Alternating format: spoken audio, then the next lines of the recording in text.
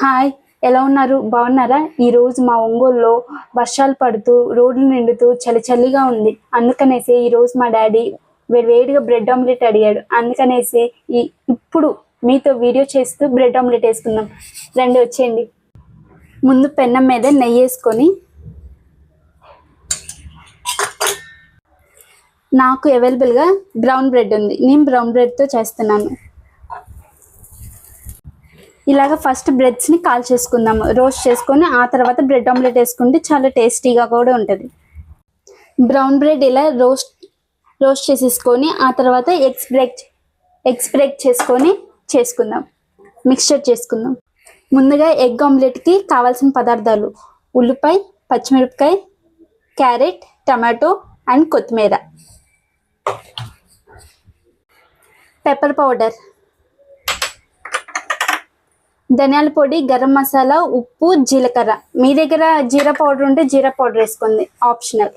And పసుపు, కారం.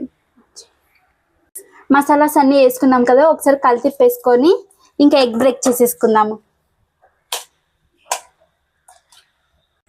ఈ మిక్స్చర్కి నేను 3 eggs బ్రేక్ చేసేసుకున్నాను. ఒకవేళ మీరు ఒక్కళ్ళే చేసుకున్నట్లయితే ఒక క్వాంటిటీ అనేది చూసుకొని వేసుకోండి, ఓకేనా?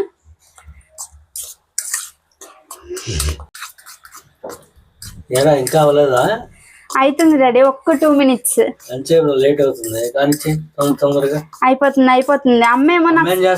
అమ్మ నాకు హెల్ప్ చేయకుండా వెళ్ళి చూస్తుంది ఫోను. పంపించు డాడీ. ఫస్ట్ గీ వేసుకుందాము. మీరు ఆయిల్ వేసుకోవాలంటే యువర్ విష్, ఆయిల్ అయినా వేసేసుకోవచ్చు. తర్వాత ఈ మిక్స్చర్ వేసుకుందాము.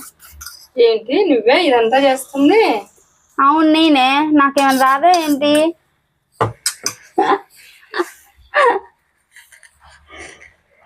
పెన్నం మీద మిక్చర్ అంతా వేసుకున్నాక బ్రెడ్స్ని ఇలాగ ట్రయాంగిల్ షేప్లో కట్ చేసుకోవాలి.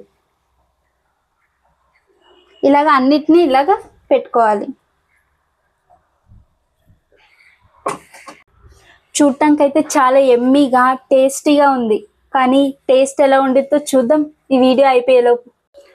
1 side కాలిన తర్వాత ఒకసారి ఫ్లిప్ చేసుకుందాం. ఇది మంచిగా కాలింది, ఒక ప్లేట్లోకి తీసేసుకుందాం. మిగిలిన మిక్స్చర్ ఉంది కదా, అది కూడా ఇప్పుడు మళ్ళీ వేసేసుకుందాం. దాన్ని స్ప్రెడ్ చేసుకొని ఈక్వల్గా ఇందాక మనం కాల్చుకున్నాం కదా, దీన్ని తీసుకెళ్ళి ఇలాగా ఫ్లిప్ చేసి ఇలా పెడదాం. టేస్ట్ అదిరిపోయింది.